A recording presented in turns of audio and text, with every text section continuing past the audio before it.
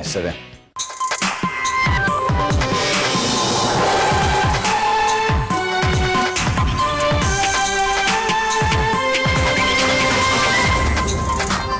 Atene brucia, almeno 50 morti nelle ultime ore, anche donne e bambini soffocati in spiaggia per le fiamme nei boschi attorno alla capitale. È un inferno, ci racconta al telefono sconvolta una trevigiana che da anni vive in Grecia. 71enne di San Fior muore folgorato cambiando una lampadina di casa, era salito sulla scala, poi la scossa e lo spavento che lo fa volare a terra, morto davanti agli occhi della moglie. Ed è mistero sulla morte di Matteo Marchi, operaio di 37 anni, trovato privo di vita nella baita di famiglia a Recoaro, vicino al Monte Spitz. Era là per eseguire alcuni lavoretti in casa. Dai conti correnti spariscono 25.000 euro, due bonifici fantasma che mamma e figlia di Mestre proprio non si spiegano. Dopo lo shock, le indagini, forse opera di un pirata informatico. Sull'autonomia non accetteremo soluzioni al ribasso, così l'avvertimento del governatore Luca Zaia sulla trattativa. E a Ring lo scontro è duro con il PD sulla legge delega, allunga i tempi. Il Consiglio Comunale di Padova vota sulla cessione delle aree per il nuovo ospedale di Padova Est. Seduta fino a tarda notte, ad alta tensione, sbotta Bitonci, era il mio progetto. La Basilica non so cosa sia, ma mi piace molto. La tennista Williams affida a Instagram le sue impressioni di fronte alle meraviglie di Piazza San Marco e scatena le polemiche.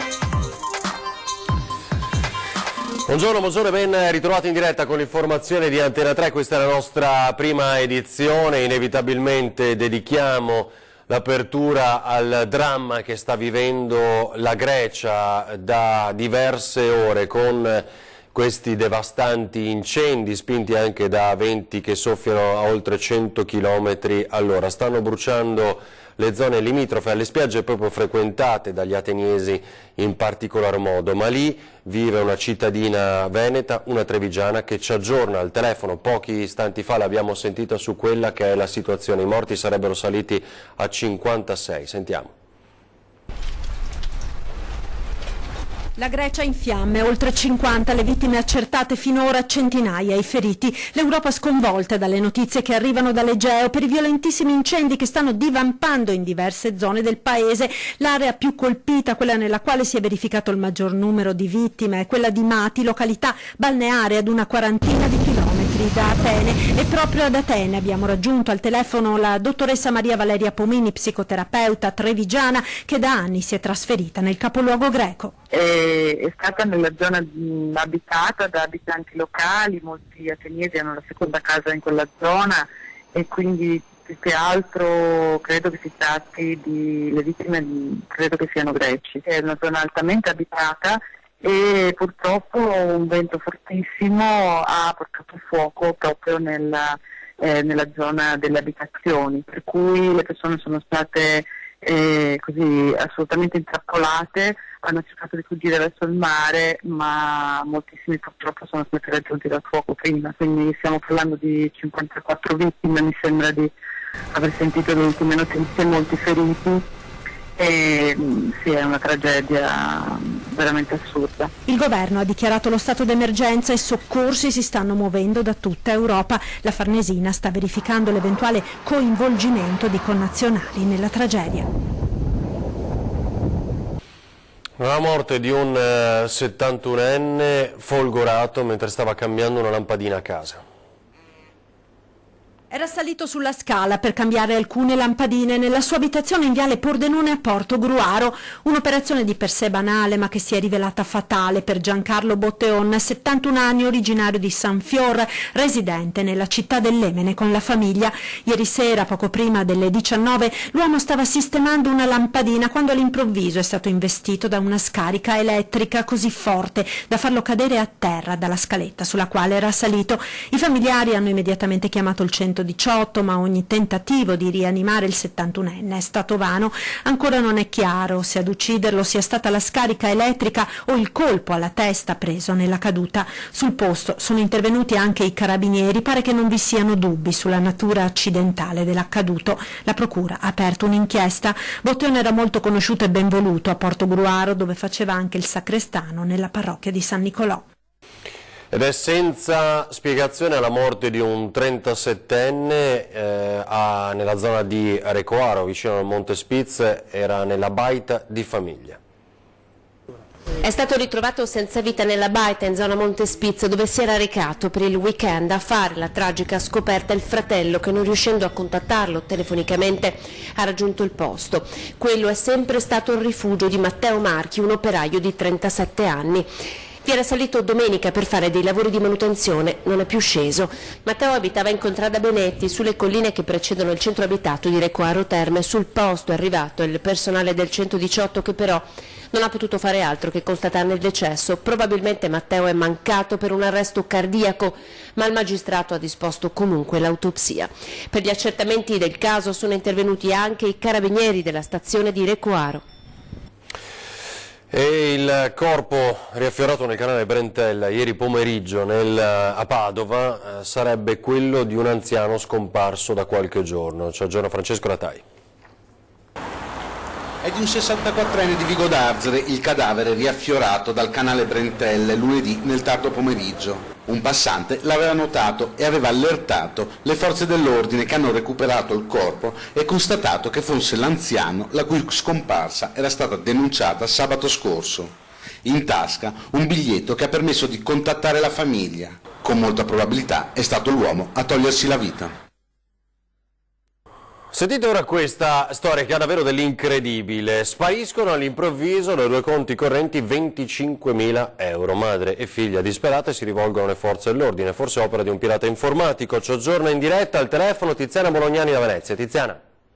Sì, buongiorno da Mestre. Come dicevate da studio, è una 41enne mestrina ad essersi ritrovata di punto in bianco con il conto corrente svuotato. 25.000 euro in meno, non bazzecole, la cifra che ignoti hanno spostato tramite il sistema di home banking con la formula del bonifico.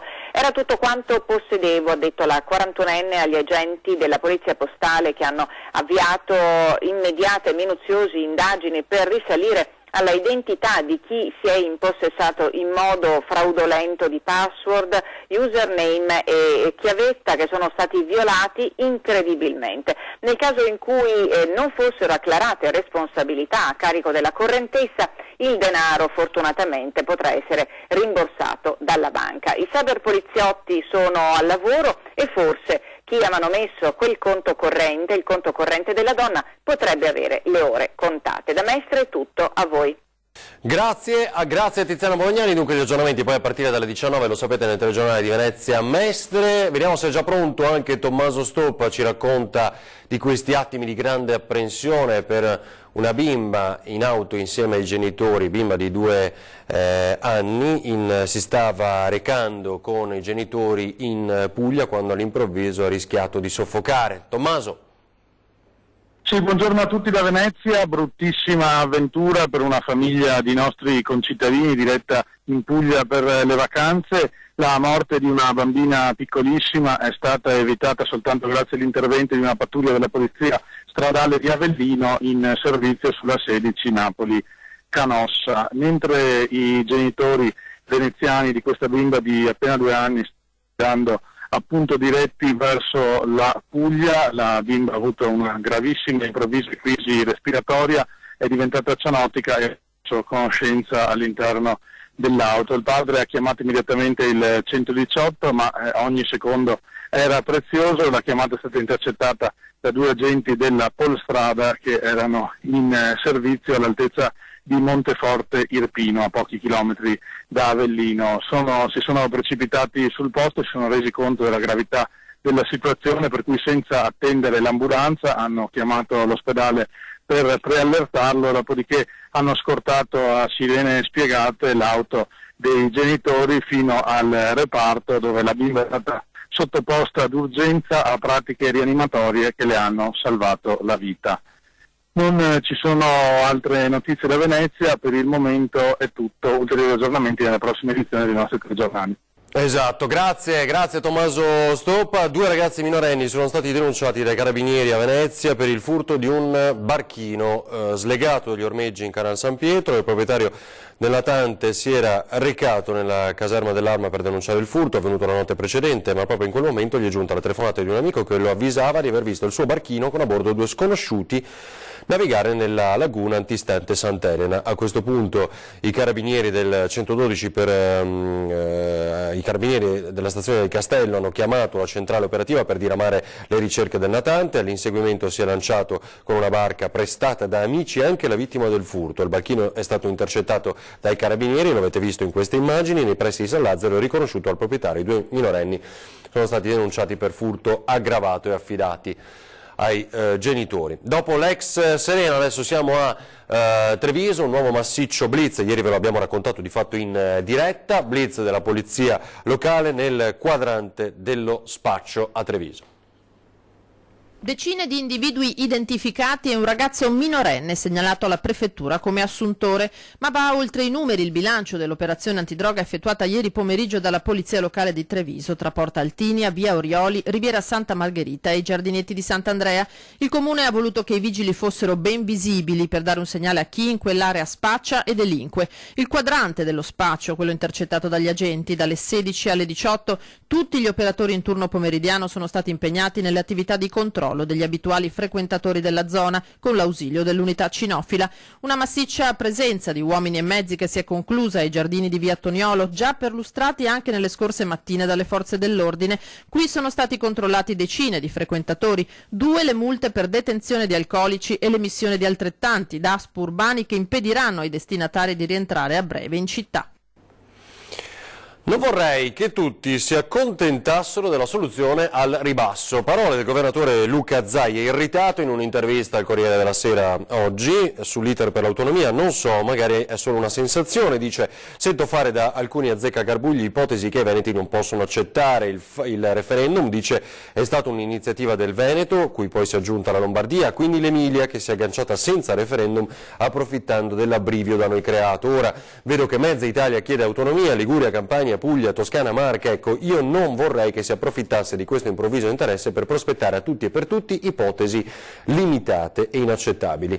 Noi abbiamo chiesto 23 materie, dice ancora Zaia, e su quelle, tutte quelle vogliamo trattare. Trova inquietante poi il governatore la corrente di pensiero che dice di fare una mini intesa su 3 o 4 materie inoffensive con tutti coloro che lo chiedono. Vorrebbe dire che questo governo si troverebbe a fare esattamente quello che voleva il Partito Democratico. Propone una legge delega con cui il Parlamento incarica il governo di gestire la trattativa materia per materia. Basterebbe approvare una delega di 3 righe, si trasferiscono al Veneto le 23 materie previste dalla Costituzione, al governo è delegata la trattativa. Punto. Sapete che proprio sull'idea delle ultime settimane di questa legge delega si è scagliato contro l'ipotesi il Partito Democratico, e così è stato anche ieri sera nel corso di Ring, quando il consigliere del PD, regionale del PD Graziano Zalin così ha detto. Sentiamolo. Sull'autonomia, per esempio, perché avete rinunciato alla legge in Parlamento e proponete la legge delega? Che non era la legge proposta da Zaia, ed è una grande questione storica epocale. Noi però iniziamo a parlare di autonomia e pensiamo anche di mettere i finanziamenti sull'autonomia, perché bene, se noi riusciamo a fare magari anche solo una perché riforma, volete bypassare il Parlamento? scuola, perché volete esempio, bypassare il Parlamento? Avete vinto le elezioni, avete una maggioranza bulgara, è una questione storica, eppure i rappresentanti del popolo non devono discutere della legge delega, ma discuteranno dell'autonomia, devono solo votare una legge. Lo so che voi avete votato contro l'autonomia, devono solo votare. Siccome avete votato contro l'autonomia, è chiaro che adesso state perché il passaggio obbligato non è il passaggio obbligato, un'altra cosa. La legge delega esautora il Parlamento perché fissa solo i principi. Voi avete non è un passaggio costituzionalmente previsto. Non è vero che non è vero, allora vi ricordate che già lo scorso governo di anche sulla scuola come la sanità aveva fatto la legge delega regionalizzare la scuola. Non è mica detto che regionalizzare tutto sia la scelta migliore. Allora forse qualcuno rimarrà male. Perché, ecco, questo vorrei capire. Allora mi spieghi perché avete ristatalizzato le strade? No, scusa, erano già regionali, le hai date indietro, forse tu ne sai qualcosa. Ma se mancano i soldi, allora le hai date indietro. No, certo. Allora le strade era l'unico asse. Ma se avete eliminato le province, ma se adesso le strade provinciali, con cosa le finanziate? Le hai date indietro se adesso sei avete dato le province e le strade e gli avete tolto i soldi, con cosa le fate? C'è qualcosa che non mi torna. E insomma è stata una serata movimentata. Ora gli ingenti danni dei due fortunali, ma non solo, c'è stato maltempo anche ieri sera, che si sono abbattuti, dicevamo, su Padova. Ci vorranno almeno 2 settimane per il ritorno alla normalità. Sentiamo nella voce dei padovani l'impressione e le paure vissute in quelle ore. E ho avuto paura perché anche nel giardino di casa mia ci sono degli alberi piantati nell'800 che era come se fossero in un frullatore. E Trombodari aveva rabattato gli alberi e piante, i fiori, tutto, e allagava la cantina, e che ne sta diversi danni qua. E adesso vedete che siamo ancora a Rio a lavare. Padova si risveglia ferita dopo il secondo nubifragio che si è abbattuto sulla città. Molti danni soprattutto agli alberi, il patrimonio verde. Tra gli alberi caduti anche la sofora in piazza Capitaniato. Fanno molta impressione, dico la sincera verità, abitando qua da tanti anni è una cosa che non si è mai vista. Negli occhi dei padovani ancora il terrore per 2 giorni d'inferno. Il terrazzino si è riempito per 20 centimetri di grandine, è stato il finimondo, per mezz'ora finimondo. Un disastro per tanta acqua, viene giù tanta acqua, vento tremendo. Questo ramo è caduto in zona Madonna Pellegrina, vicino in via Comino. I residenti cercano di asciugare quello che è rimasto a mollo nei garage. Avevo parecchia roba in garage, computer, varie cose anche elettriche, per cui... Un fortunale che ha colpito tutta la città. Sulla strada dei Colli c'erano 3 alberi giganteschi crollati sulla strada praticamente, in fianco alla strada. E improvvisamente una nube nera che è arrivata e è cominciata a grandinare. È una cosa abbastanza anomala perché la giornata era stata abbastanza tranquilla. La speranza di tutti è che questo tempo dia una tregua. Speriamo che sia finita, però non si sa e a fine che si passa. Comunque danni ne sta tanti.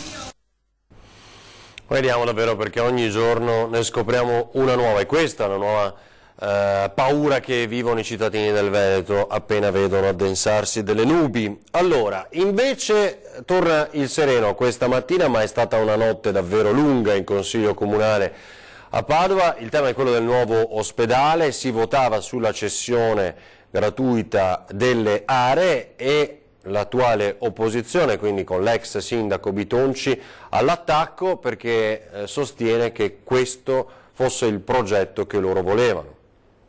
27, favorevoli 26, contrari 1, astenuti nessuno, non votanti 4. La proposta di delibera è approvata.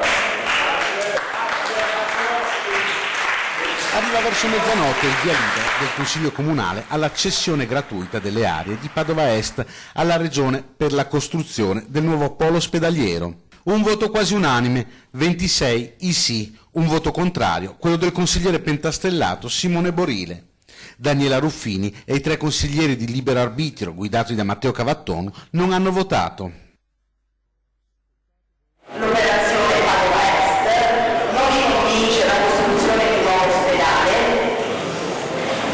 per ragioni che sono sicuramente contigue. Non mi convince la gestione di quelle aree, non mi convince la costruzione dell'ospedale su quelle aree. Consiglio Comunale unito in quello che ricorda molto il progetto della passata amministrazione, anche se dai banchi della maggioranza sottolineano come questo accordo porti delle migliorie significative. Stop ad altre costruzioni, quindi consumo del suolo, e futuro certo per l'area del Giustinianeo, dove sorgerà un secondo polo per la città.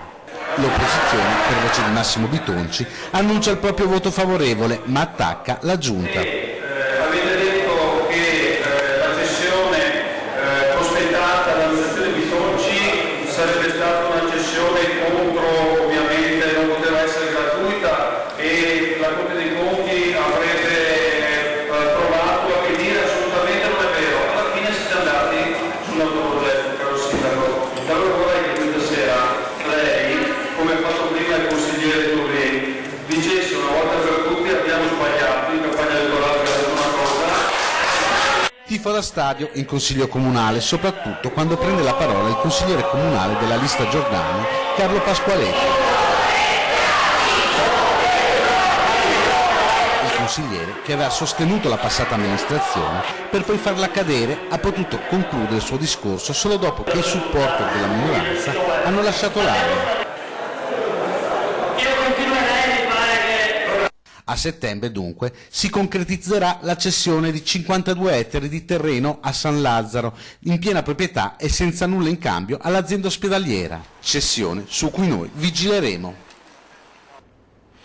Ci fermiamo per qualche istante e poi vi racconteremo cosa ha combinato la campionessa del tennis Serena Williams a Venezia.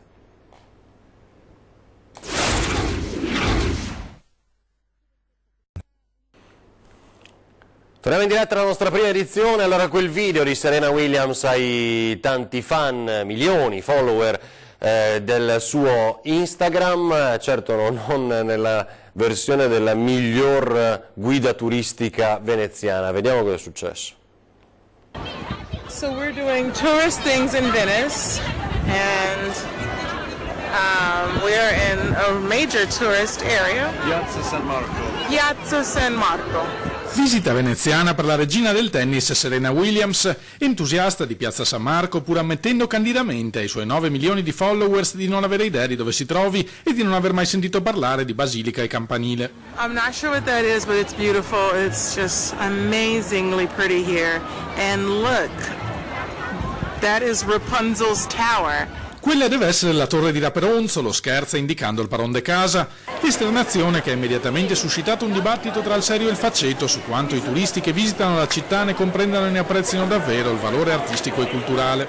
A spada tratta a difendere la tennista si schiera Matteo Secchi di Venezia.com. È la stessa frase che mi ha detto mia figlia quando aveva 4 anni, che l'ho portata a San Marco, l'ha sicuramente paragonata alla torre di Rapunzel, ma sì. C'è una somiglianza effettiva? Secondo me sì.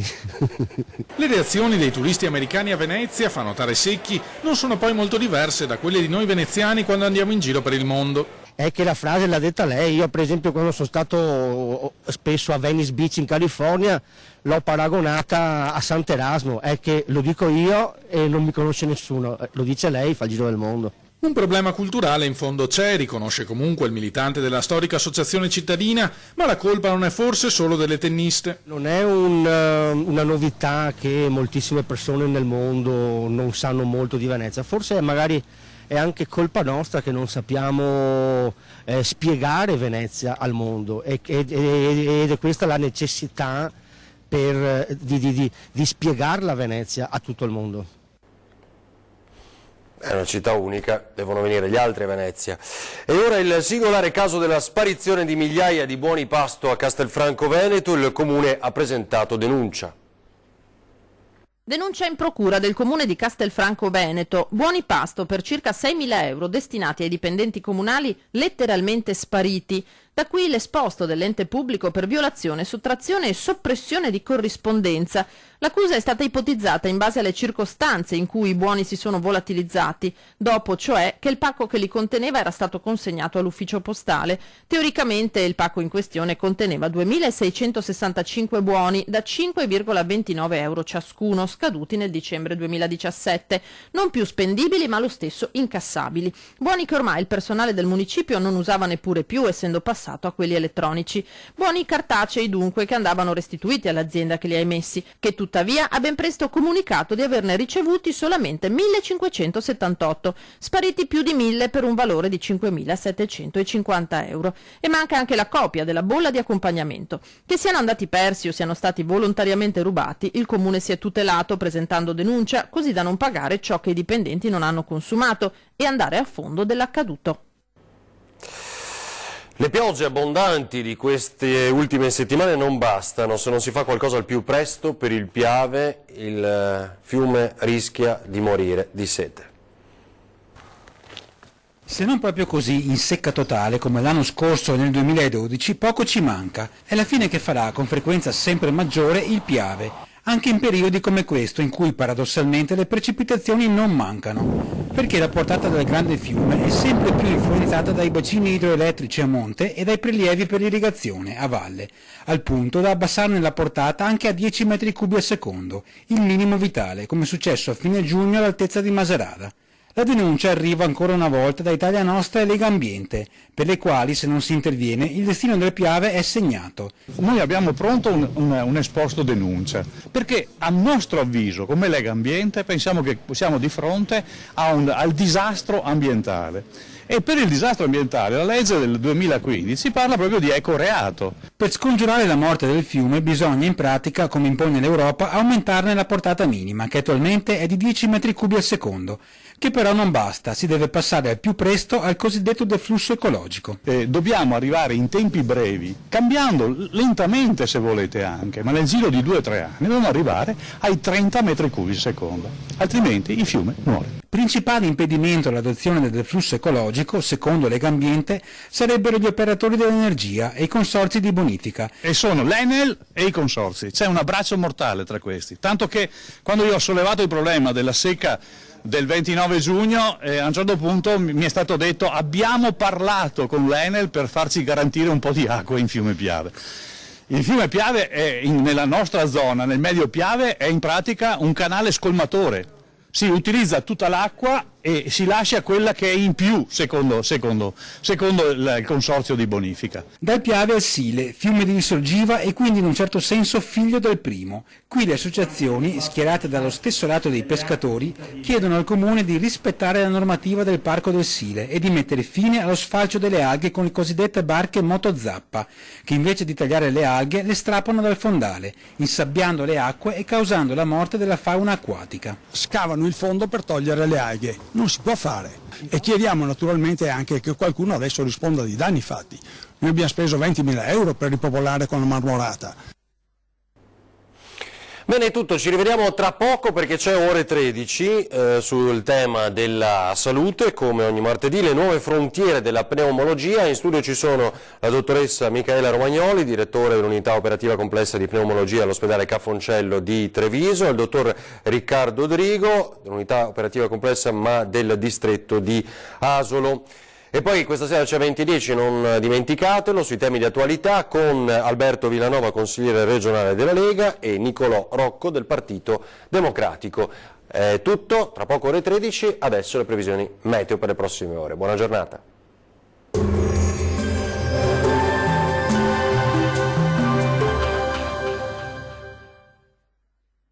Ben ritrovati al meteo. Prevale il bel tempo sul Triveneto, ma vediamo il dettaglio di martedì 24 luglio. Sul Veneto ampio soleggiamento, sarà dunque una splendida giornata all'insegna del sole su tutti i settori. Al pomeriggio tuttavia non si escludono degli occasionali piovaschi sui monti del Bellunese, cielo al massimo poco nuvoloso altrove. Temperature minime tra 16 e 21 gradi. Valori massimi compresi invece tra 28 e 33 gradi circa. Diamo uno sguardo al Friuli Venezia Giulia. Poche novità, situazione molto simile con qualche pioggia solamente al pomeriggio sui rilievi alpini. Ampio soleggiamento invece sui restanti settori con il cielo che si presenterà sereno o al massimo poco nuvoloso ovunque. Temperature minime tra 17 e 19 gradi. Valori massimi oscillanti invece tra 30 e 32 gradi circa. Vediamo infine la situazione del Trentino Alto Adige. Non cambia di molto la previsione, con tanto sole al mattino e solo con qualche isolato fenomeno al pomeriggio sui settori alpini di confine. Cielo sereno o al massimo poco nuvoloso ovunque altrove. Temperature minime tra 15 e 17 gradi. Valori massimi compresi invece tra 30 e 33 gradi.